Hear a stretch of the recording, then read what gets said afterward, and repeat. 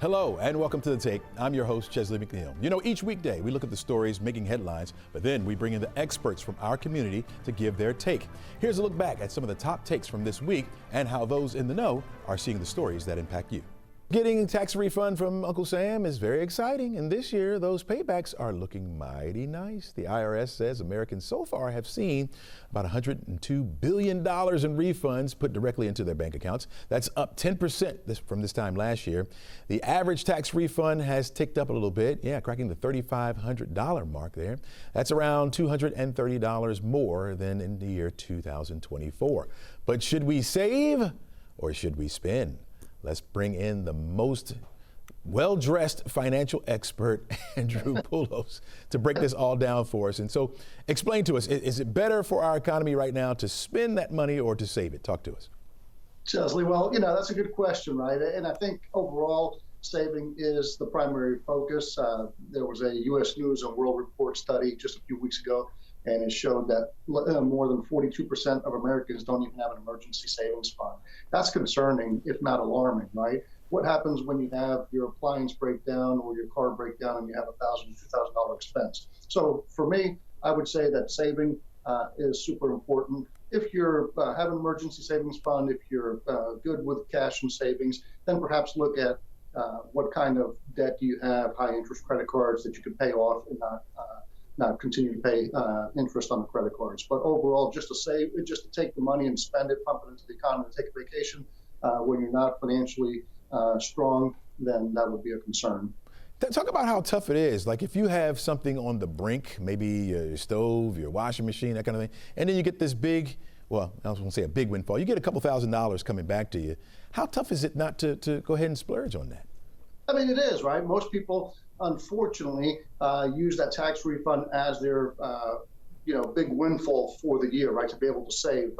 We live in a society where between credit cards, and spending, it's a problem, and people just can't save. I see it all the time with our clients where they want, they ask me what could they do to get more money back on their tax return. And I always tell them the best tax return is the one where you're not paying Uncle Sam, but you're also not giving. If Uncle Sam is giving you, if the government's giving you back a huge refund during tax season, that means that you've given the government your money during the year to use interest-free.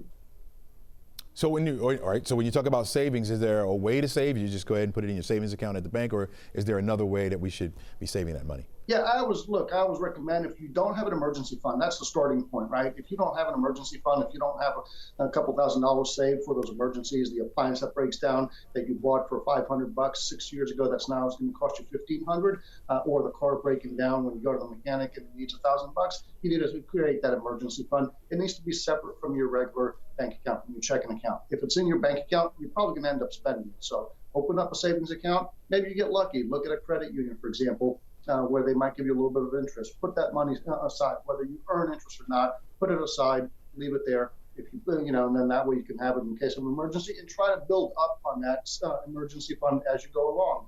Yeah, each period or each month, maybe set a financial goal to put $50 or $100 to it if you can. That way you can continue to build up, and it's not just a one-time thing. You mentioned a credit union. What about these online banks? They are offering a little bit more in the way of interest. Is that a safe thing to do? Yeah, absolutely. I mean, they're FDIC insured. I mean, and I'm not going to sit here and start naming names, but if you just do a simple Google search, you'll find a lot of these online banks. They're not brick and mortar, so they're able to offer more interest. A lot of times they have these bonus. Open up a high yield money market account, with $1,000, for example, and you get a $200 bonus. I mean, so you need to look into that. Mm-hmm. But yeah, absolutely. I have many clients who have bank accounts and money market and savings accounts with online banks. All right, got to ask you this. You're the financial expert. So what do you do with your return? Listen, man, I don't get a return. I have to pay in since I'm self-employed. I wish I was getting a return, but I try to give Uncle Sam the money every quarter. If you're self-employed, if you have freelance income, income pretty much, you need to make sure you're paying in during the year, or else Uncle Sam's going to hit you with penalties and interest potentially come tax season. Gotcha. So do I need to put aside $1,000, maybe $2,000, $3,000 for a suit like yours? Hook me up. I mean, what do I need to do? Yeah, we need to go shopping one day, and you need to tell me how you dress so well, so I can figure out how much I need to save for No, that. no, no. I'm trying to keep up with you. I'm trying to keep up with you, man. You're sharp, man. You're sharp. Really appreciate it, Andrew. Thanks for your insight, as always. The return to the courtroom in the case of the 2021 Atlanta spa shootings. Next Sunday marks 4 years since that tragedy unfolded in our area. Here's what we know. Robert Aaron Long is accused of killing 8 people at 3 different spas in Fulton and Cherokee counties. He pleaded guilty in the Cherokee County murders back in 2021, but has yet to go to trial in Fulton County, where District Attorney Fonnie Willis is seeking the death penalty for the first time in her career. Now, despite arguments from Long's defense, a judge ruled yesterday that the evidence and the confession from the Cherokee County case can be used in his Fulton County case. Here now to examine the case and a look back is former Fulton County prosecutor Darrell Cohen. He is now a criminal defense attorney. Welcome to the Take, Darrell. Good morning. I'm taking it off to say hello to you. Hey, well, nice to see you.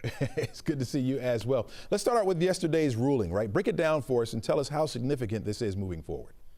It's both significant and insignificant. Now, how can I say that? Because that's a political answer. The reality is he's already pled guilty in Cherokee County. He has life in prison. He's never getting out. So now we move to Fulton County, and the prosecutors say that what he did in Cherokee was step number 1, and here we go, and here we are in Fulton County, and he committed several other heinous murders. So is it significant? I don't think a jury is going to make a difference. In their mind, it's not going to really make a difference, but it could. The right prosecutor in the courtroom, one of Fonnie's top people, would hammer on the fact that this wasn't something that just happened. It happened, and he moved. He has a trail of terror. And because he has that trail of terror, and he murdered several other people in cold blood, it smells like a hate crime. That doesn't matter because it's a murder crime. And murder is going to either get him, once again, another life sentence, or if Fonnie is successful, the death penalty. It seems complex, right, to the average person, or at least for me, it seems a little bit complex. You're in one county, then you have another county, whole different trial going on. How tough is this going to be to unravel? I don't think it's going to be difficult at all, Tesney. What happens in every case, it starts simple. He committed several murders. It ends simple, where he convicted by the jury in Fulton County of several murders, pled guilty in Cherokee County.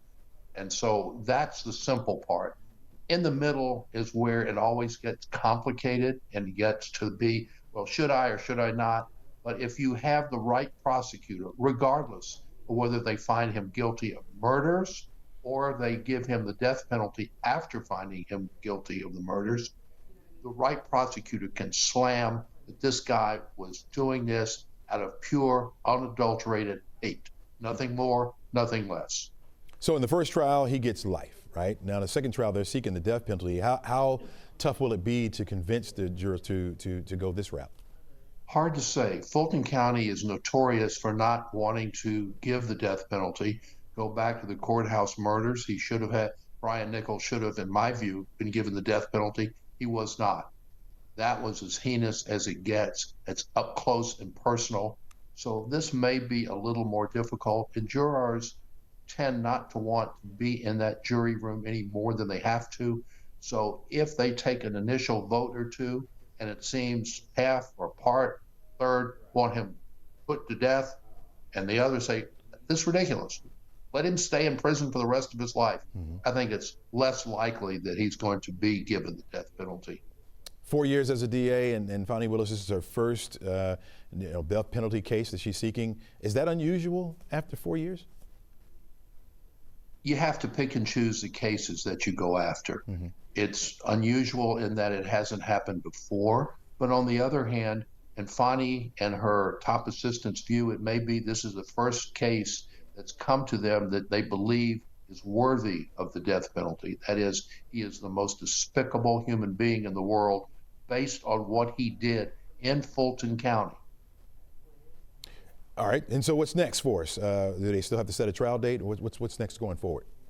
We're going to have motion after motion after motion because his lawyers have to do one thing and one thing only, and that is complicate it as much as they can to hopefully make the DA's office say, you know what, let's get rid of this case, let's let him plead guilty and move on.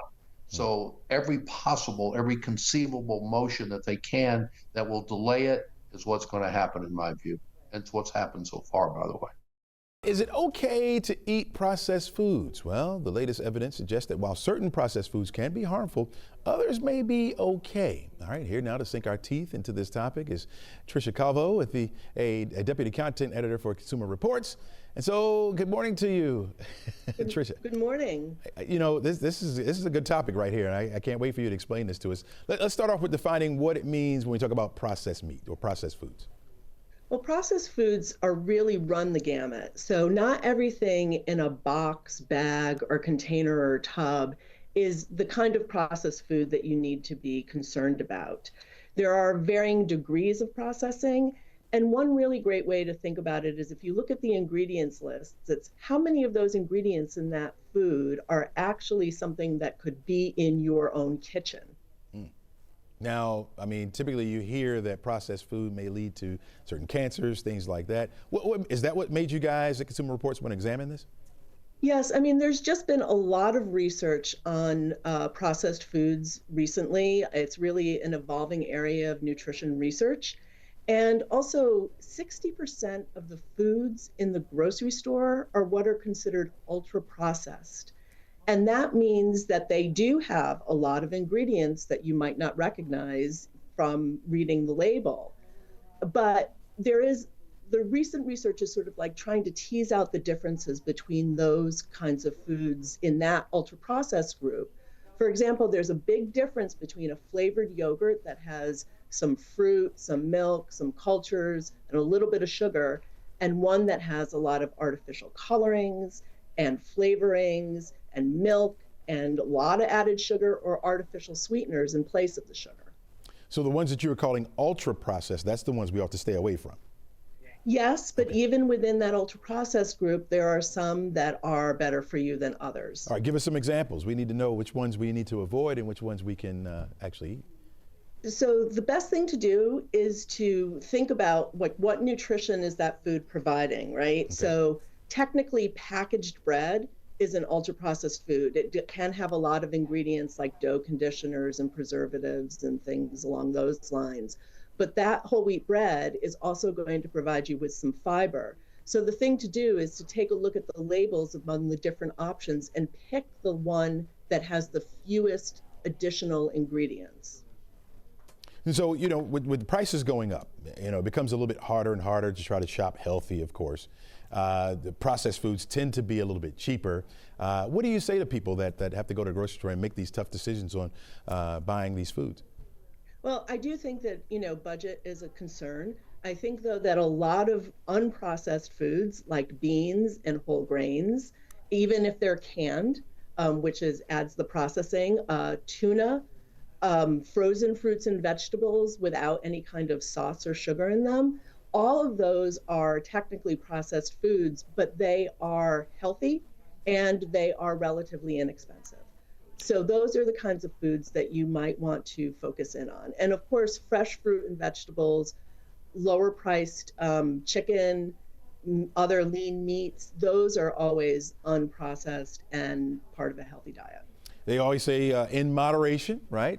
So if you have to eat some of these ultra processed foods, maybe just eat a little bit. Would you say that's okay? Absolutely. The research shows that even if you cut back on the ultra processed foods in your diet by, say, 10%, it really can make a difference to your health.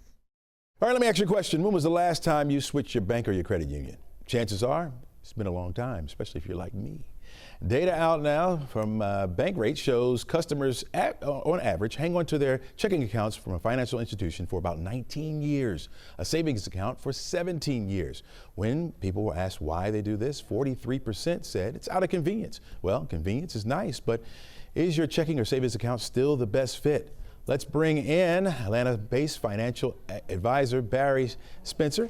First of all, welcome to the show, Barry. Hey, great to be with you. Good morning. Good morning. And are you surprised at these numbers of people hanging on to their bank accounts for so long? Not really, just because, think about all the things we tie into our bank account these days, auto payments, bill pay, and the like. It's just easier and more convenient to just leave it the way it is than think about moving banks or switching around. I kind of fall into those numbers of a long-standing checking account that the studies and the stats show for sure. But there are some things that people might be missing if they're not paying attention. All right, you said you stayed with your bank. I've stayed with my bank. Why have you done it?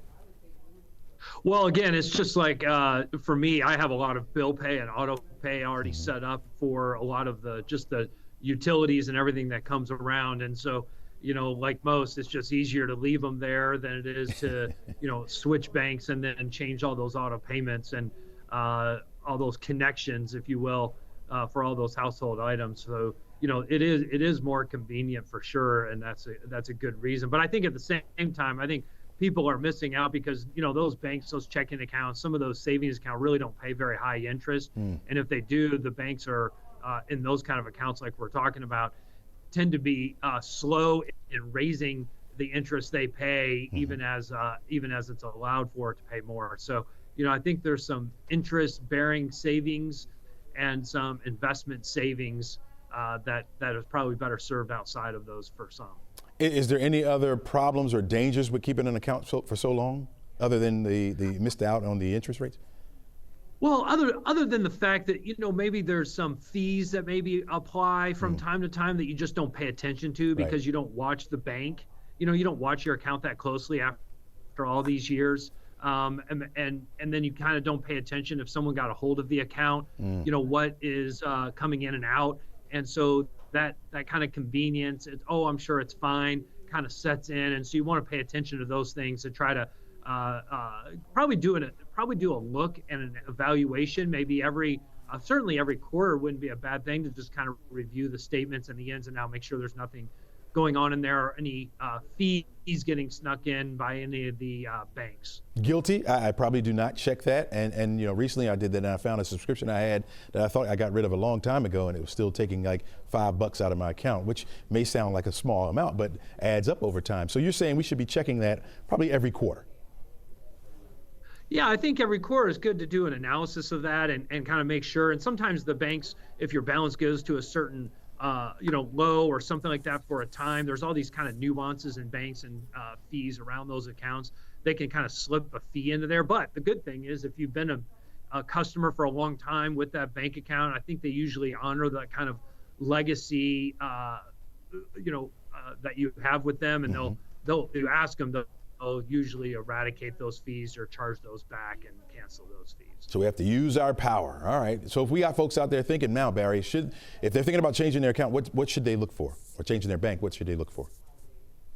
Thinking about this, there's banks, there's credit unions and custodians. So you think banks, credit unions and custodians, you're really looking for how can you earn some interest. So I think a lot of people maybe leave too much money in their checking account. And so that kind of overage than what they actually need to pay their bills month by month could be earning some interest outside of that account.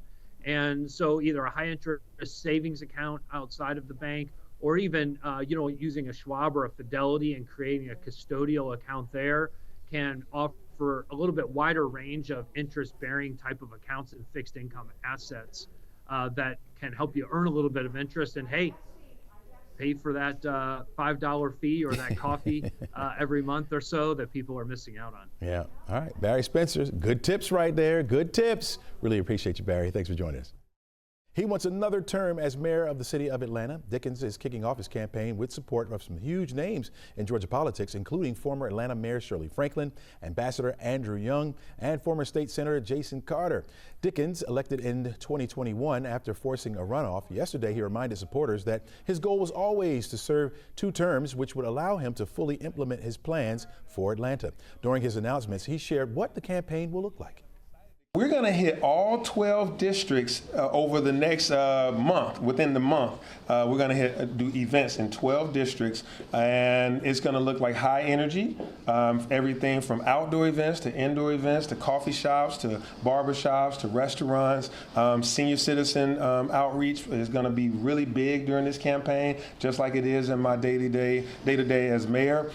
All right, here to offer a deep dive into the race for mayor, Fred Hicks, a regular contributor to 11Alive's Georgia Vote, who has worked with hundreds of political campaigns over the last 20 years. Fred, welcome to the show. Thank you, Chelsea. Glad to be here. All right. Now, what's your initial take on this, and when we talk about the mayor and his standing when we talk about his reelection?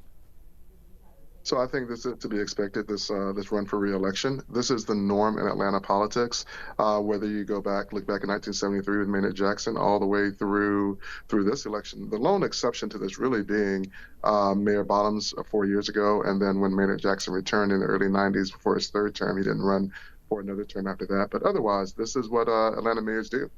Yep, this is what Atlanta mayors do. Now, what can Dickens really hang his hat on truly?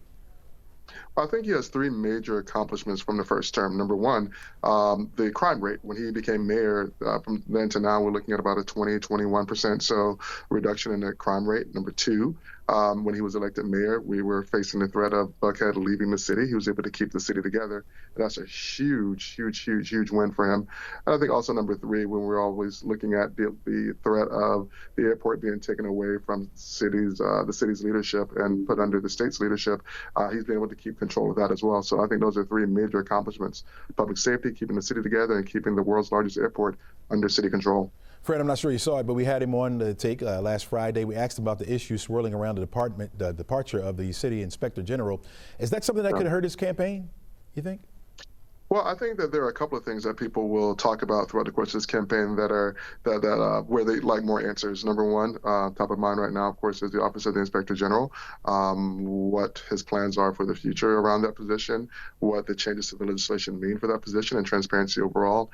Then, of course, the sort of ever persistent thing from his first term is the police training facility and whether or not voters will be allowed to vote on that, even though the building, from my understanding, the facility is largely constructed right now. But I think those two issues, which really kind of center around the idea of transparency in government, I think for his detractors, that's something that they'll talk about a lot. Is there any other stumbling blocks out there that could hurt him? Atlanta's still struggling with the affordable housing matter and homelessness. I think there's a general feeling in the city from long-term residents that the city could do better around its cleanliness. And of course, there's always the issue of what happens with transportation. And since Atlanta is a blue dot in a red state in a red country, how he and how the city are able to navigate the world of Donald Trump would be a big thing to watch over the next few months. Well, no one has declared, a run against him. I mean, I guess that's a kind of a feather in his cap. Do you suspect there'll be anybody that will step up to the plate and try to run against him? Atlanta mayors tend to win re-election at a pretty 88% clip. The closest election that we've seen in terms of a re-election for a mayor was about 30 years ago when then Council President Marvin Arrington Sr. challenged then Mayor Bill Campbell. And that was a hotly contested race. But other than that, mayors do usually face some sort of token opposition in their second run, and they tend to win overwhelmingly. But that being said, Chelsea, I think that when we survey the landscape, the two names that come to mind as potential challengers to him that would be sort of noteworthy, although I don't think they would achieve success, would be former Council President Felicia Mora, who lost to Mayor Dickens in 2021. And then there's the potential, I heard the name a few months ago, I haven't heard much of it since, was former council member Keisha Waits as a person who was thinking about it, kicking the tires. But again, I don't think either of those will present a significant challenge to the mayor. All right, Fred Hicks, really appreciate your insight. Thanks for joining us today, all right? Thank you for having me. All right, take care.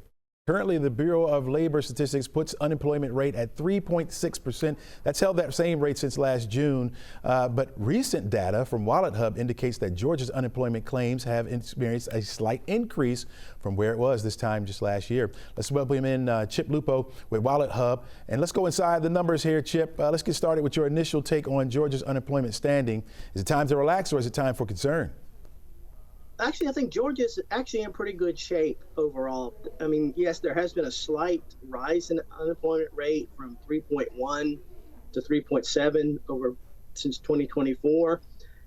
Now, claims have decreased by 8.7 week over week from February 2024. Now, Georgia's decrease was 9.79%, so that's a good number. Put that in perspective for me. Like, I guess when you talk about our number versus, are you talking about that versus the national number or just states around us? Right, versus the national number. It's 8.7 nationwide from same week in February 2024, or 2025, sorry. And that's a for Georgia, it was 9.79%. Now that's from the week February 24 or 17th to 24th, 2025. So that's actually a good number. Now the change from this same week last year was a decrease in 2.17%. Okay. All right. And from year to year is actually, now the increase, now it's a slight increase, it's less than 1%. So I think folks in Georgia no need to panic. I mean, it's less than 1%, 0.68%. Yeah, I'm panicking. I was panicking. So you're saying we should be at ease a little bit here. All right. One study from the University of Georgia says Georgia's economy is. Go ahead. Keep in mind also is that what Georgia has going for it, it was one of the first states out of the gate running post-COVID, and the economy started booming statewide. So I think they're still riding the highs from that. Gotcha. All right, check it out. The University of Georgia says the Georgia economy is projected to grow by about 2.5% this year. How do you feel that will hit unemployment figures? I think that's going to be a tremendous boost for Georgia. Now, consider also is that Georgia has a pretty stable, or at least a pretty prevalent federal workforce in the state. So you figure that with what's going on with job cuts in the federal workforce, that there's going to be room for these people in the private sector in Georgia. The massive cuts that we keep hearing about, and today we heard about the Department of Education, is that going to flood the gates? Because you're saying that's good for the private sector. Would that flood the gates and then begin to bring it back down, you think? I want you to project here a little bit what you see coming down the pike.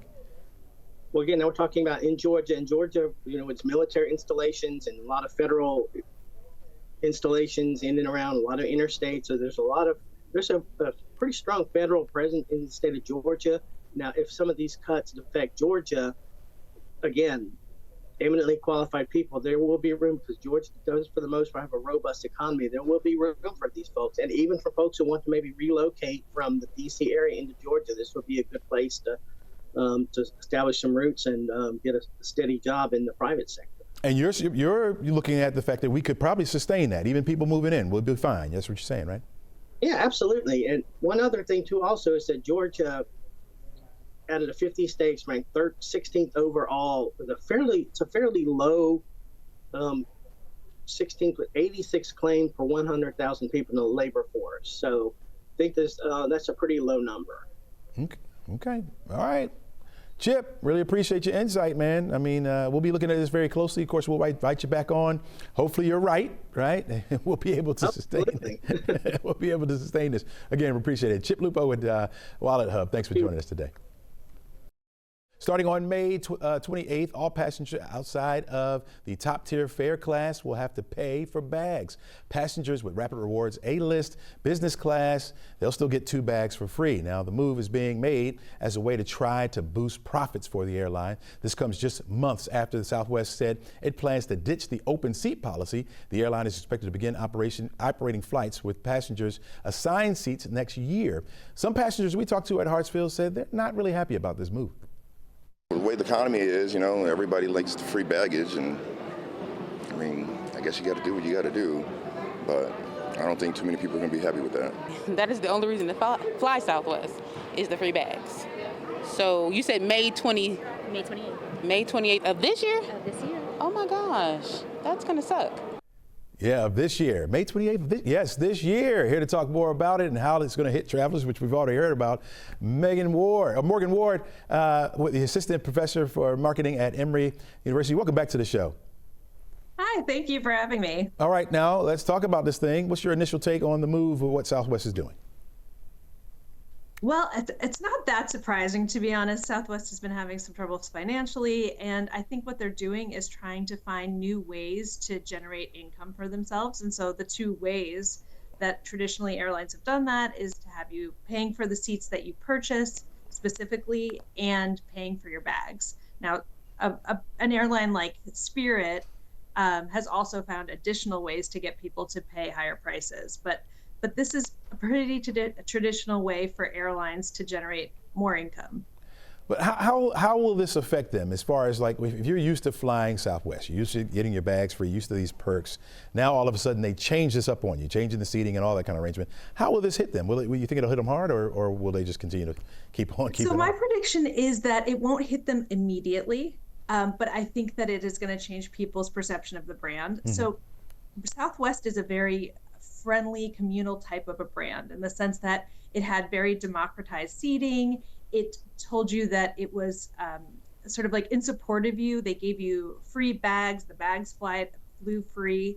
And I think this changes the perceptions that consumers are going to have as sort of a friend to just a very traditional corporate entity. And I don't think that they're going to see it as a differentiated brand anymore. That doesn't mean they won't fly it anymore. It might mean that they might not choose it above other brands if they have options. But again, people don't have that many options on any given route. So it's possible that people don't really change what they fly, but they may change over time how they feel about the brand. We just heard from two passengers there that talked about the perks, and maybe that's the only reason why they fly Southwest. How important are these perks to people who take these flights? I think that, I've heard across the board, nobody has been happy. Nobody said, oh, I'm really glad I'm going to be able to pay for my bags now. I do think that consumers are going to be disgruntled about this, but truthfully, there's not any other options that don't make you pay for your bag. So despite the fact that they're going to be unhappy with the new payment, I don't think that there's another option or opportunity to have your bags fly free. They were the only airline that did that. So with that said, is this the time for another airline to maybe swoop in and take that perk and get others to?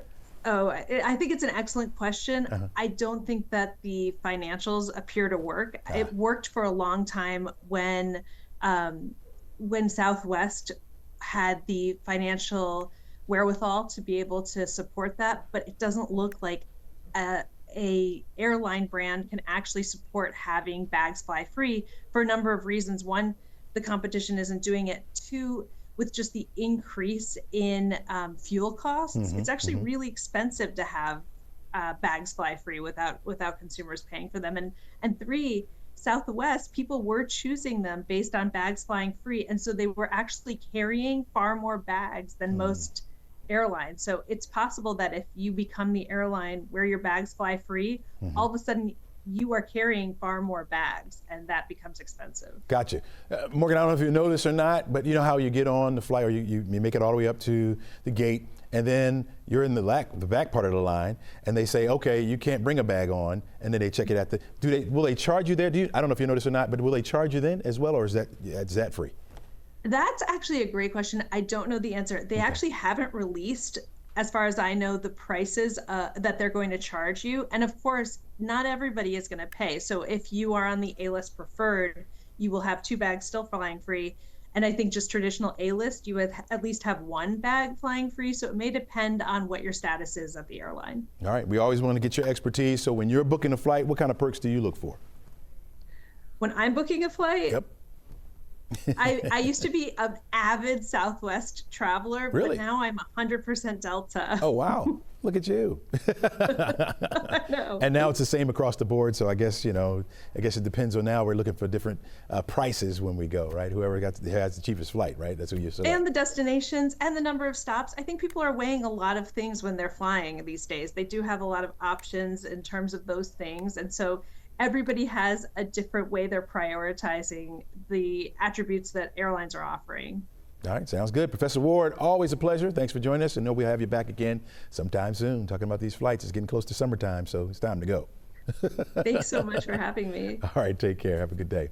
President Donald Trump's 25% tariff on steel and aluminum imports are now in effect. The policy looks to level the playing field for U.S. manufacturers, but some worry that the move will drive up prices for the everyday American.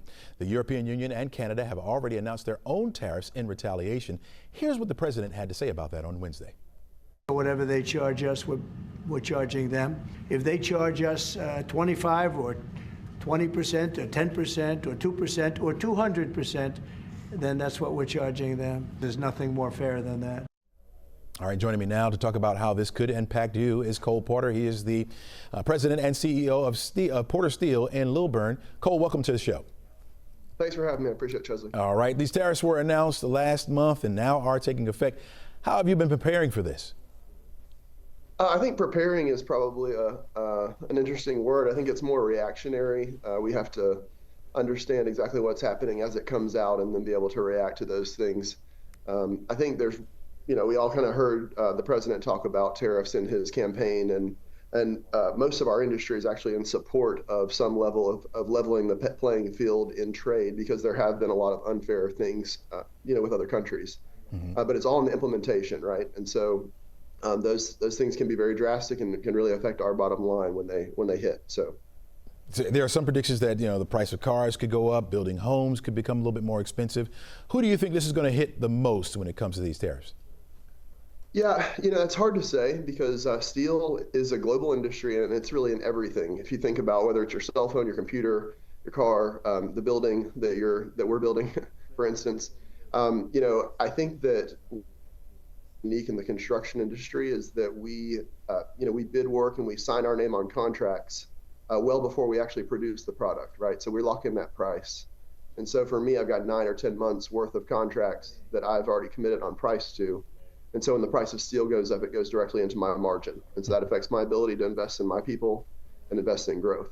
Right. Whereas a washing machine or a car, if that part goes up and the overall cost goes up, the consumer can choose to hold off on purchasing that item or decide to spend more. So really, that's where we kind of feel in the construction industry in particular. But I think it's going to affect everybody for at least a short time. Okay. You mentioned 2 things earlier I want to get your take on. First, the thing is the benefits to the company. You said there could be some benefits here. Explain that for me, first of all. Well, we have to look at the tariffs as a national, global issue. I can't just look at my small business and say, what's good for me today, right? We are a country of lots of different people, and so it'd be selfish for me just to do that. There are fabricators that we know that do work in the North, right? And it's very common for Canadian companies to be able to outbid them because they are able to produce it for less. So this will help them. This has hurt us already. We've seen 15% increases in the cost of steel in a lot of different shapes. So, it's a give and take for sure. My argument would be that we just need to focus on the implementation. I actually wrote a letter to the president and had it delivered by a congressman saying, hey, we support tariffs like this. We want fair trade. But here are some unintended consequences for our industry and the construction industry with my backlog and the increase of materials. I would suggest that we do a 1% per month until we get to the place we need to be, so that we, as the small businesses, can adjust our pricing to catch up, and it's not an overnight change that immediately affects our profit margins. Yeah, I was just going to ask you, you talked about implementation, how you would roll it out differently, but there you go. You just said how you would do that. Is there anything else you would change or do something differently that has already been done? Well, I know the president knows a lot about construction. I know he knows a lot about business. And so I have to assume that he knows some things. I also know that he knows a lot more, he has a lot more information access than I do, right? I see some of the policies that he puts out there, and I see the end result. And so I have to have a little bit of trust that maybe he knows something I don't, and that on this implementation that maybe we're just trying to get something out of this, and that it's going to resolve. I don't think we were ever going to put troops in the Panama Canal, but that was talked for a little while, and then it seemed to be we got something that we wanted. So, we don't know the whole picture, and we don't know what we're trying to get, being out here. But I'm hoping that this is a very short-lived, chaotic moment, but it does need less chaos. Businesses need stability. And so anytime we are changing tariffs day to day and new news is coming out, that's not good for business. This will be really good for the steel industry on the stock market, the American steel mills, the big corporations. But for the small business fabricators like me, who are having to just deal with the price increases, we need stability, and we need a clear vision going forward. All right, Cole Porter, really appreciate you joining us this morning. Give us your expertise. Thank you for having me. All right, take care. A proposal to ban formaldehyde from hair straightening products is stalled and no set deadline for an FDA decision. Now, the U.S. law doesn't require the FDA to approve cosmetics before they're sold, but advocates are pushing for the FDA ban after studies have linked chemical hair straighteners to health risks like cancer. 11Alive's Faith Jesse found hundreds of women in Georgia now filing lawsuits. All right, Faith, have these people that you talked to, have they encountered cancer with this, or is this suit kind of ahead of that? No, that's exactly right, Chesley. So a lot of the women that we found and uncovered that they have experienced cancer. Hair relaxers have long been used in Black hair culture. It's been marketed to Black women. And back in 2023, there was a Boston University study that showed a potential link to hair relaxers and uterine cancer. Another study called the Sister Study showed a similar link. So what we did some digging. We found hundreds of women across Georgia have filed lawsuits joining thousands of women across the country, saying that these companies knew about the risk or should have known about the risk, but still they sold these products without any warning. Faith, how often are these relaxers used? Like, how often do women use these relaxers? Yeah, so very often. It's a generational thing. Basically, if your grandma used it and your mom used it, you probably used it. According to that same study that I referenced, about 95% of Black women surveyed from that Boston University study, they say that they've all used it at least once. Zena Young is one of the plaintiffs that we spoke with for this story, who is also joining these lawsuits here. She learned how to do the relaxers by herself at the age of 11. She continued using these relaxers into her 40s, and we have a little bit of the conversation with her. Take a look. I've always had really coarse hair, so again, she would allow us to do our hair. She would, at first, they would use straightening combs and such to do our hair, and then after that, we started getting perms. All of the girls would start getting perms. Do you remember how old you were when you first started getting relaxed and learned how to do it yourself? I was probably about 11 years old when I was able to do it myself. Yeah, so 11 years old, able to put everything together, do it herself. And Chesley, the thing is that culturally it was a norm to make your curls quote unquote more manageable and neat and professional. And right now there isn't much alarm in the Black hair space about relaxers. People are still using them every day.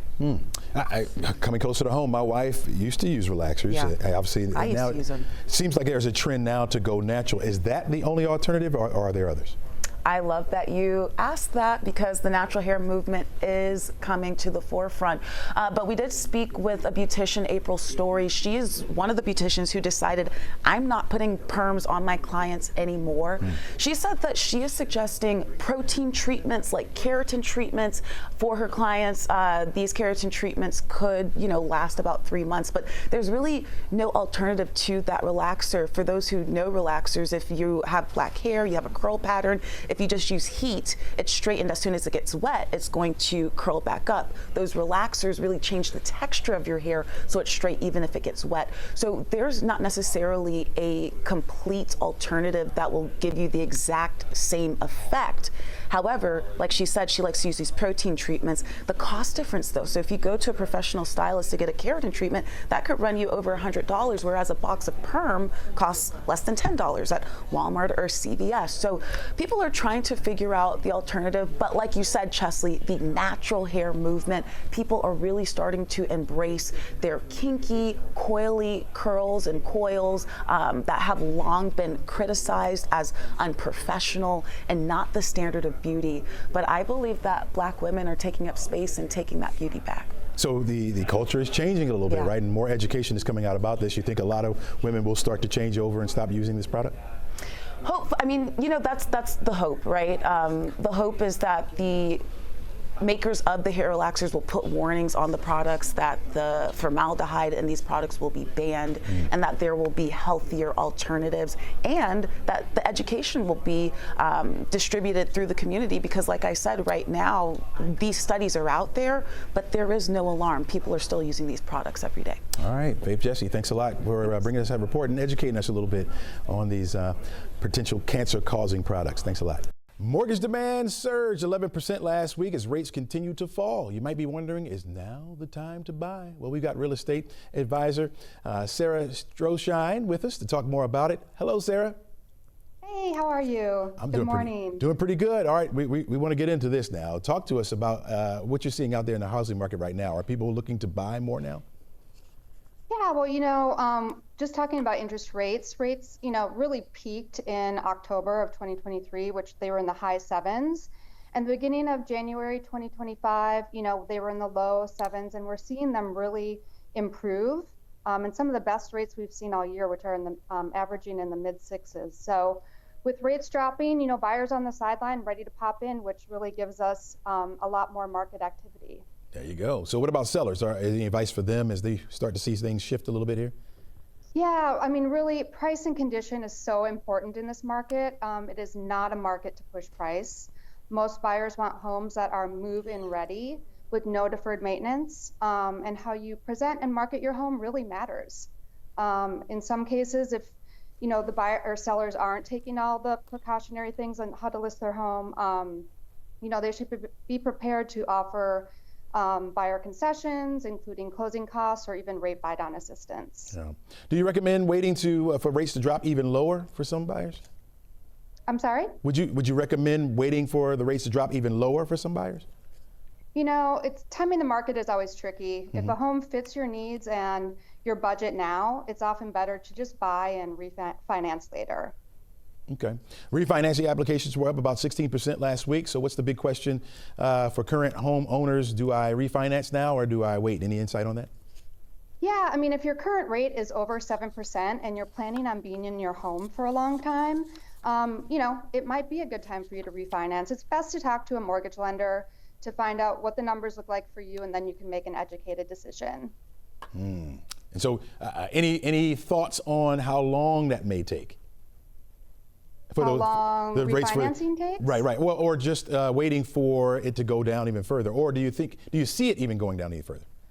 We don't really have a crystal ball. The key economic factors that, the decrease in inflation, the economy slowing down, and the threats of, kind of a recession, those all, impact interest rates. So, we'll see what happens. Yeah, well, we'll wait and see. Sarah, always appreciate your insight. Thanks for joining us today. Thank you so much. Have a great day. All right, take care now. Plenty more stories for you to come. This is The Take. You're watching 11Alive Plus. We're back right after this. My final take for the week. Now, I consider life hacks to be pretty cool. But this latest one from TikTok, I don't think you should try it. There's travelers out there that are participating in what's called the airport theory, which claims that they can make it through security and arrive at their gate in less than 15 minutes before the flight. 15 minutes before the flight now, and that would eliminate the time that you spend at the gate. I get that. 15 minutes? Some of those videos that have been successful in LA, New York City, and Texas. Haven't seen one in Atlanta. Yeah, and I wouldn't do it. Keep in mind, they call it the world's busiest airport for a reason. I like to start to see those TikTokers try to fool around with the plane train. You know what I mean? Yeah, I wouldn't do it, folks. 15 minutes? Don't do it, especially on a holiday here at the world's busiest airport. It's not going to work. It's not going to work. TikTok is something else. And some of y'all should stop TikToking. You understand what I'm saying? All right, thanks for joining us. We want you to have a great and safe weekend. Before we say goodbye to you, I want you to see your moment of Zen.